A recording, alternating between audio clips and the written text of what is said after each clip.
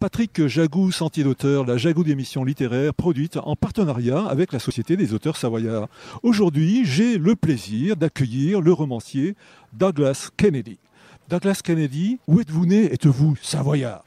Honnêtement, j'ai découvert Talois, oh mon Dieu, il y a 46-7 ans, quand j'ai vu, en fait, quand j'étais ado, à New York, Le Genou de Claire, de Eric Romer. Et oui, en fait, le film était tourné en face du lac. Et honnêtement, c'était absolument magique. Et enfin, 47 ans après, je suis ici et c'est un endroit extraordinaire, mythique, mais aussi parce que je suis très amateur de philo et c'est aussi un endroit très connu si on a lu Rousseau, parce que Rousseau c'est de Annecy, mais il s'est baladé partout ici. Et donc, je suis si content d'être dans le même chemin que Rousseau. Douglas Kennedy, dans quelles circonstances avez-vous commencé à écrire? Oh mon Dieu! Quand j'avais 8 ans, un gosse à New York, j'ai écrit une nouvelle pour un de mes profs qui s'appelle Madame Flack. C'était une nouvelle où le sujet c'est un gosse de 8 ans qui perd sa mère dans un supermarché et il est très content d'être seul. Très freudienne, j'imagine. Et Madame Flack m'a dit, vous avez du talent, Douglas, peut-être vous allez devenir écrivain. Mais vraiment, pendant la vingtaine, quand j'ai vécu à Dublin, j'ai commencé à écrire toutes les nuits. J'ai travaillé pour le Théâtre National et j'ai écrit des pièces de théâtre pour la radio.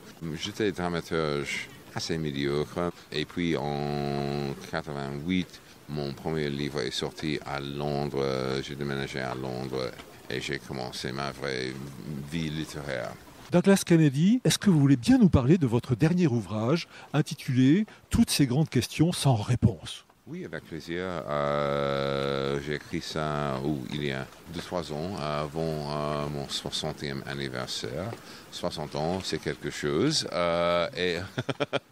Et aussi, on commence à réfléchir à beaucoup de choses, surtout le fait que le temps passe trop vite. Et comme tout le monde, en fait, j'ai vécu une vie avec des choses magnifiques et aussi très difficiles. Et j'avais des questions primordiales au sujet de la vie. Et donc, le style, c'est un peu comme Montagne, c'est intime. J'utilise l'aspect de ma vie pour illustrer des points philosophiques, mais on peut le lire comme un roman aussi. Et j'espère que ça fonctionne comme un miroir. Chers auditeurs, nous parlions aujourd'hui de l'ouvrage de Douglas Kennedy intitulé « Toutes ces grandes questions sans réponse », publié aux éditions Belfond. Douglas Kennedy, je vous remercie. Sentier d'auteur, c'est fini pour aujourd'hui. Arvi les amis et à la semaine prochaine si ça vous dit.